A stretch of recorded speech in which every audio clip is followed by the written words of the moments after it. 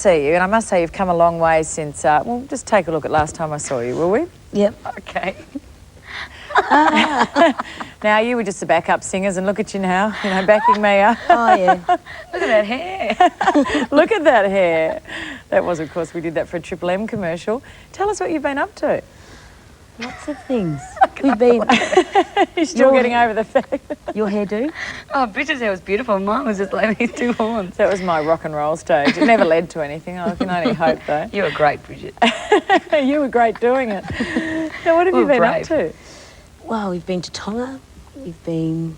Now, tell us about Tonga. Did you go there on a royalty tour? Is that right? No, well, we kind of went there to do some recording for our new album.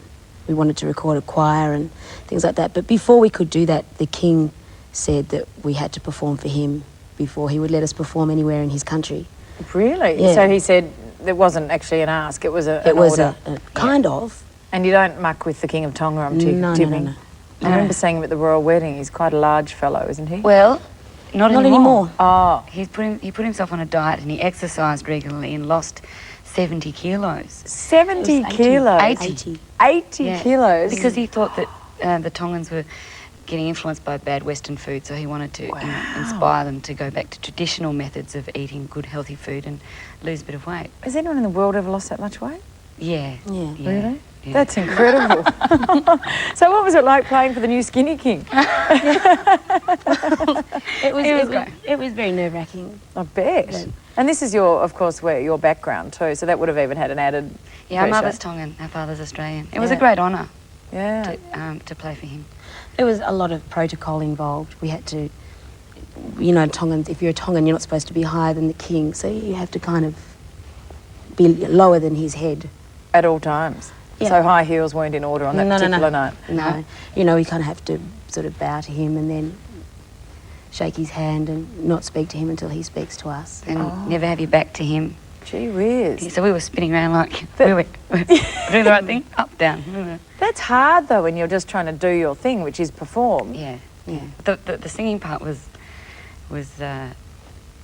secondary. You know, we were really worried about how we would approach him to show the utmost respect for him, but How did he like it? Did he react well? Yeah, apparently he did. Tapped He tapped his foot and he stood up when we finished, which is rare apparently. So, well, you know, he tapped along and you know, but he's old now, so. Gosh, that's amazing. That was great. So that's one of your harder gigs, it'd be fair to say. That was the hardest one I've ever had to do. Gee whiz. Now tell us about your background. How did you get into music? Were your family musical? Yeah. Yeah, Mum's a great singer. She sang in church a lot. Oh, did she gospel singing? Tongan gospel, Tongan South Seas gospel. Yeah. She sings very, very loud, and we used to listen to Mum sing with the Tongans, and I think that sort of sunk in, all their beautiful harmonies. Yeah. We used to sing around the house, and Dad used to sing us to sleep, so both Mum and Dad are musical. Right. Now, I did make a joke before about you backing up me, but you did start as backup singers, and now you've just gone out on your own and done so incredibly well. Is it hard working with your sister? I'll ask both of you this question as closely as you do, because you really are as thick as thieves, aren't you? Well, I don't find it hard working with Linda. I couldn't see myself singing with anyone else. Yeah. Because we seem to have a natural blend. You sure do. You understand each other terribly well, don't you? What about you, Linda? I love it. I like the sound of my voice with Vika singing with me. Yeah. Yeah, it's just we have an understanding, I think. You must have. Really, really hard to do in the music industry, I think, because it's so much pressure. Well, apart from the gigs you have, which are obviously you're on tour a lot, that sort of thing, how much time do you spend together when you're not doing that? You're still quite a bit rehearsing, practising, I suppose, doing new CDs, etc. We see each other every day. Every day? Yeah. Every day. We speak to each other. When I went on every day. holidays, I was meant to have a week off and I was on the phone first thing. And my husband said, "What are you doing?" I said, "I'm ringing Vic." I'm missing her. I wonder what she's doing. Oh, I think it's lovely. I really do. Yeah. I mean, everyone's close to their sister, but to spend that much time together and do it as well as you do.